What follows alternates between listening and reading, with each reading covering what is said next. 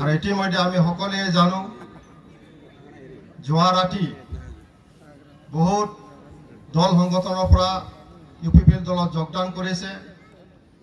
ইয়াৰ মাজতে এজন ব্যক্তি আমাৰ মাজত ইউপিপিএলত যোগদান হৈছে আৰু তেখেতক আমি আমাৰ দলৰে গুৰুত্বপূৰ্ণ এটা দায়িত্ব তেখেতক দিয়াও হৈছে যে আমাৰ মাজত উপস্থিত আছে নিখিল বড়ো ছাত্ৰ সন্থাৰ প্ৰাক্তন সভাপতি তথা বড়ো একৰৰ এজন সিগনেটৰী তেখেত প্ৰমোদ বড়ো ডাঙৰীয়া। আমাৰ মাজত উপস্থিত এনডিপি প্ৰগ্ৰেছিভৰ নেতৃবৃন্দসকল ইয়াত উপস্থিত আছে। জইণ্ট একশ্যন কমিটিৰ নেতৃবৃন্দ ইয়াত উপস্থিত আছে। আমাৰ ইউপিপিএল দলৰো বিভিন্ন পৰ্যায়ৰ ইয়াৰ নেতৃবৃন্দ ইয়াত উপস্থিত আছে আৰু বিভিন্ন দল সংগঠনৰ নেতৃবৃন্দ ইয়াত উপস্থিত আছে। উপস্থিত শ্ৰদ্ধাৰ সকলো ৰাইজ, প্ৰথমে মই আপোনালোক সকলোকে আমাৰ ইউপিপিএল দলৰ হৈ আপোনালোকক মই শুভেচ্ছা জ্ঞাপন কৰিছোঁ, ধন্যবাদ জনাইছোঁ আৰু আদৰি লৈছোঁ। শ্ৰদ্ধা ৰাইজসকল, ইতিমধ্যে ইউপিপিএল দলে 4টা বছৰ অতিক্ৰম কৰি 5টা বছৰ ভৰি দি আছে।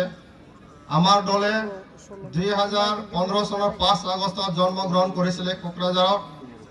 আমাৰ দলৰ মূল উদ্দেশ্য আছিল ব্ৰিটিছৰ অপশাসন উৎখাত কৰি পেলাই ইয়াৰ সুশাসন প্ৰতিষ্ঠা কৰা, বিভিন্ন জাতি জনগোষ্ঠীৰ মাজত সমিল মিলেৰে মিলা প্ৰীতিৰে ঐক্য সংহতি বৰ্তি ৰাখি এটা নিশা দুৰ্নীতিমুক্ত চৰকাৰ গঠন কৰা, বিভিন্ন জাতি জনগোষ্ঠীৰ মাজত সমমৰ্যাদাৰে সমন্বয়কাৰে কাম কৰা আমাৰ লক্ষ্য আছিলে।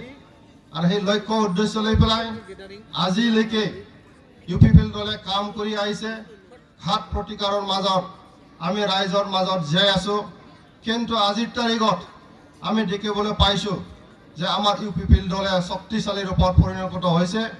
আৰু আজি আমি ক'ব পাৰোঁ যে 2020 চনৰ বিটিচি নিৰ্বাচন হ'বলৈ গৈ আছে আৰু এই নিৰ্বাচনত ইউপিপিএল দলৰ চৰকাৰ গঠন কৰা হ'ব। শ্ৰদ্ধেয় ৰাইজ, এই 5টা বছৰত ইউপিপিএল দলে যথেষ্ট কষ্ট কৰিছে। আজিৰ 2020 চন আমি সকলোৱে জানো, যোৱা 27 তাৰিখে নতুন এটা আকৌ থাৰ্ড চুক্তি, তৃতীয়খন চুক্তি সম্পন্ন হৈ গ'ল নিখিল বড়ো ছাত্ৰ সন্থা আৰু 4টা এনডিপি গ্ৰুপৰ দ্বাৰাই। আৰু সেই চুক্তিৰ দ্বাৰাই ইতিমধ্যে আমাৰ এই অঞ্চলত স্থায়ীভাৱে শান্তি প্ৰতিষ্ঠা হৈ গ'ল। আৰু এই অঞ্চলৰ উন্নয়নৰ কাৰণে ভাৰত চৰকাৰ, অসম চৰকাৰে আমাক কিছুমান তেওঁলোকে পেকেজ দিয়া হ'ল। বিগত 15টা বছৰত বিপিএফে শাসন কৰিছিলে আৰু সেই বিপিএফে শাসন কৰাৰ সময়ছোৱাত আমি সকলোৱে জানো ইয়াত দুৰ্নীতি চলিছে, দমন নীতি চলিছে, বিভিন্ন জাতি জনগোষ্ঠীৰ মাজত বিভ্ৰান্ত সৃষ্টি কৰি পেলাই আমাৰ মাজত বিশ্বাসৰ অভাৱ ঘটিছিল। কিন্তু আজিৰ এই চুক্তিখনৰ দ্বাৰাই আমাৰ মাজত বিশ্বাস ঘূৰাই আহিব।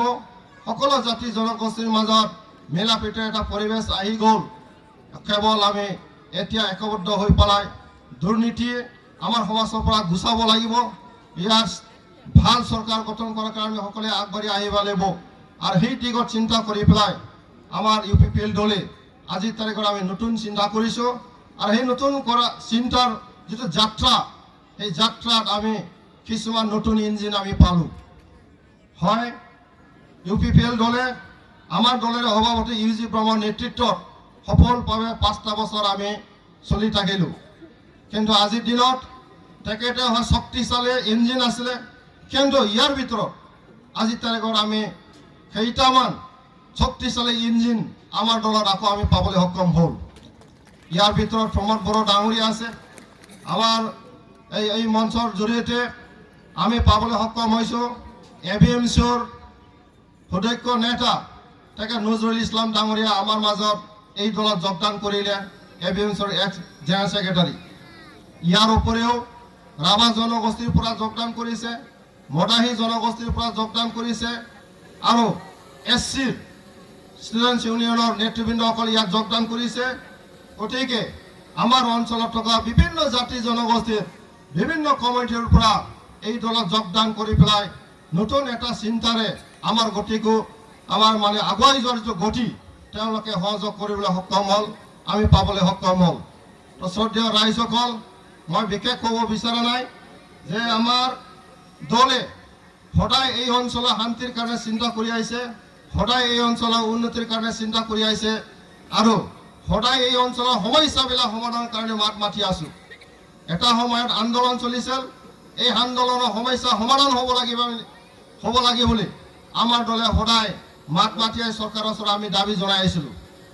আৰু এই সময়ত আমি যিটো সমস্যা সমাধান হৈ গ'ল, এই সমাধান হোৱাৰ ক্ষেত্ৰতো আমাৰ দলে যথেষ্ট সহযোগ কৰিছিল আৰু সেই মৰ্মে আমি সুখী হৈছোঁ। শ্ৰদ্ধেয় ৰাইজসকল, এতিয়া আমাৰ মাজত স্থায়ী শান্তি প্ৰতিষ্ঠা হ'ল আৰু অঞ্চলখন উন্নয়ন কৰাৰ কাৰণে এটা ব্যৱস্থাও আহি গ'ল। মাত্ৰ এটা কথা মই অনুৰোধ কৰিব বিচাৰিছোঁ, এই চুক্তিৰ দ্বাৰাই আমাৰ সমাজত অস্ত্ৰক লৈ পেলাই যিটো সংঘাত, যিটো ভয় সমাপ্ত হৈ গ'ল। এই চুক্তিৰ দ্বাৰাই আমাৰ অঞ্চলৰ আন্দোলনৰ যিটো পৰিৱেশ সমাপ্ত হৈ গ'ল। এই চুক্তিৰ দ্বাৰাই আমাৰ এই অঞ্চলত বড়ো অপৰ যিটো পৰিৱেশ সেইটো সমাপ্ত হৈ গ'ল। কাৰণ আমি দেখিবলৈ পাইছোঁ আমাৰ কোকৰাঝাৰ লোকসভা সমষ্টিৰ নৱশৰণীয়া ডাঙৰীয়াই এটা সময়ত বড়ো অপৰ এটা ৰাজনীতি কৰি পেলাই আমাৰ মাজত এটা বিশৃংখলা পৰিৱেশ সৃষ্টি কৰাটো আমি পৰিলক্ষিত হৈছিলোঁ।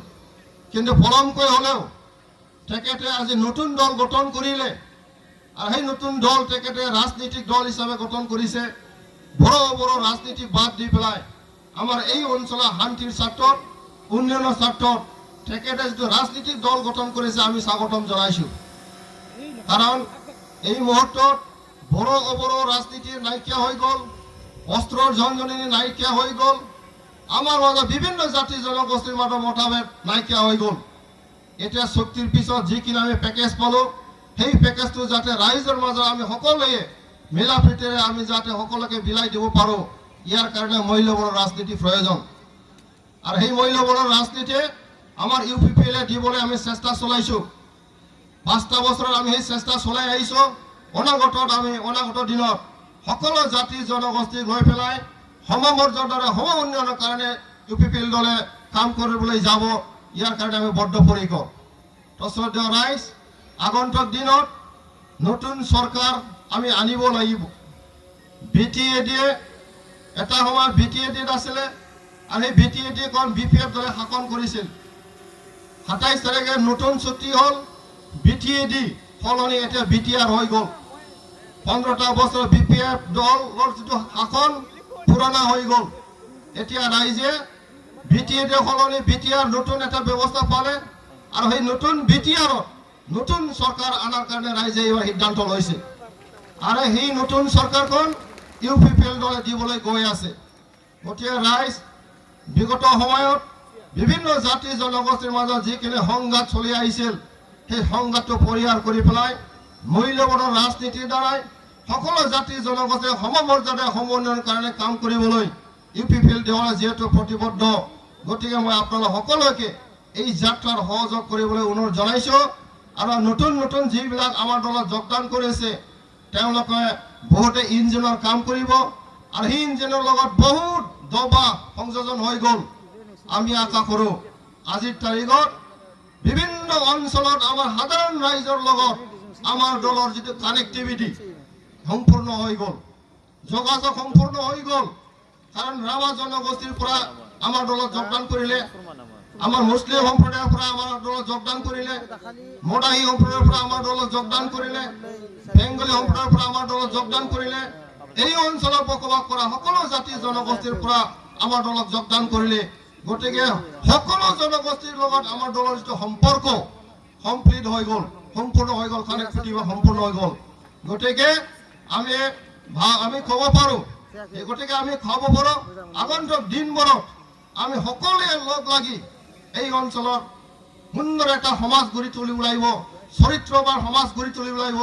ইয়াৰ কাৰণে আমি UPPL দল হৈ সকলোকে কাম কৰিবলৈ আহ্বান জনাই মোৰ যিটো ইনগ্ৰেল স্পেচ এইখিনিতে মই সমাপ্ত কৰিলোঁ। ধন্যবাদ।